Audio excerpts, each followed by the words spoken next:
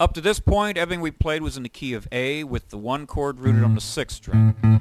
Now we'll take some just particular progressions out of the list here, select ones, and play them in the key of D. That'll demonstrate what it's like when your 1 chord is rooted on the 5th string. A little quick review. You already know what's happening when the 1 is on the 6th string. 1 and 4 are in the same fret, 5's 2 frets higher. If the 1 is on the 5th string root, your 4 chord is always 2 frets lower on the 6th string and then 2 frets higher for your 5. So your little triangle looks like that, 1, 4, 5. I'm just going to play a drum groove. I don't have bass lines programmed for this. We're in the key of D. And let's review quickly. You're using the same voicings, everything just flip-flops. So this will be your 1 chord, the D7. G7 and A7 would be your 4 and your 5 chords. The simplest progression that we played that had the least amount of harmonic activity was example 1.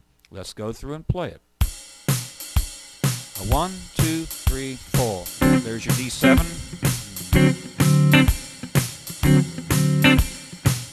Measure 5, we go to the G7.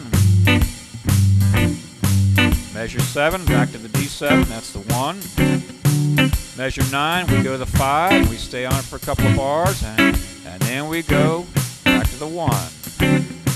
Let's play example 2.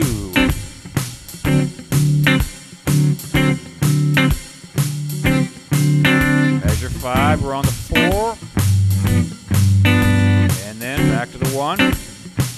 Now, we simply step down, A7, then down to the G7, which is the 4, and then back to the 1. Let's play example 3.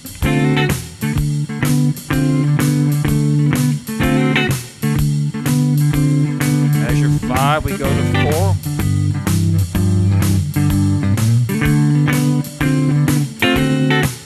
Measure 9. Measure 10.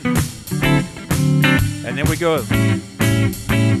You see what I just did there? I played examples 1, 2, and 3 without stopping, and you can hear how each time it got a little busier, a little more sophisticated, and I encourage you to do that. Just play along with the drum groove or tap your foot, and that way you'll hear the different options that you have.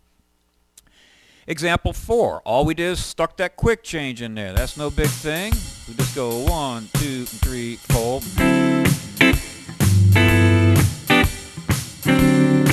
That's all it was there. No big thing, right? All right, now let's look at the diminished chords. This is a little different. You have to learn a new form because when we played that sharp 4 diminished chord, we were rooting it off a 5th string root. This is again quite simple. Let's take the G7 chord. That's our 4-7 in the key of D. All you have to do is raise the bass note up 1 fret. So you might choose to finger it with a grand bar if you're hybrid picking. You just got to make sure you don't sound that C natural right there. Or if you go, you have to change the fingering. Let's play it. We're doing example 5, where we're including the diminished 7th chord built off the sharp 4, and that occurs beat 3 of measure 2 and entirely in measure 6. 1, 2, 3, 4. D7, G7, G sharp diminished 7, back to D7.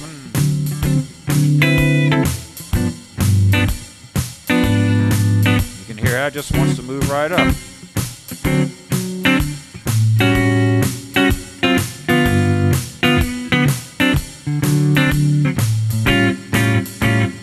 Now, what did I do right there? Well, we're on measure 12. I'm playing the 5 chord, and you remember how I told you that 5 chord can always be an altered chord. I'm playing the A7 sharp 5. All right.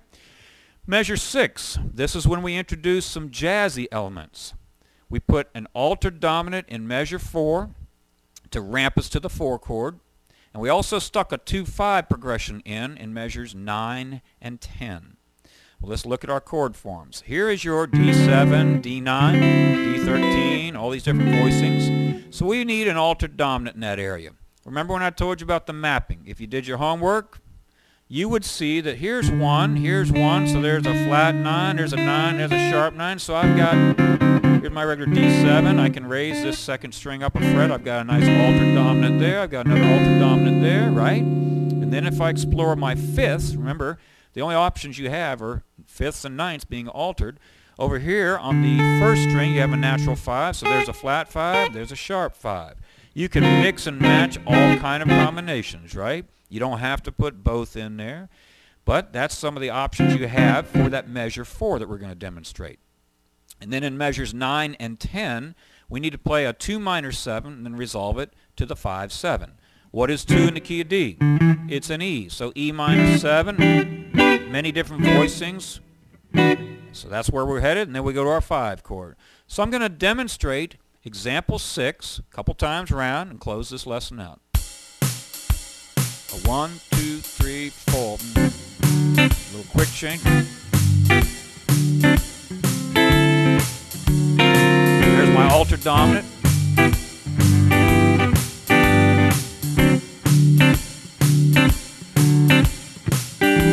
Minor, 5, back to the 1, and then my altered dominant.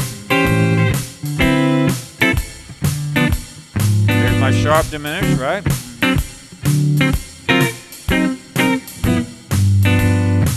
Throw it in again for a little sound.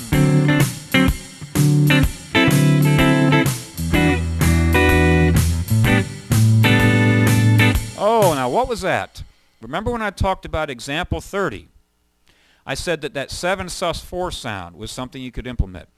The chart, example 30, demonstrates that it's functioning on measure 12. Well, what chord is it? It's the 5 chord. So right there I did the same thing. I modernized my progression a little bit by putting a 7 sus4. It's actually a 9 sus4 chord right in there in measure 10. All right, you're starting to see how you can mix and match. And I know I've rattled off a million numbers and your head's probably spinning, but if you knew these numbers, everything would be concrete and you could really build on this. Okay, I'm going to continue in the next couple lessons here and close out this series by just showing these examples in the key of D.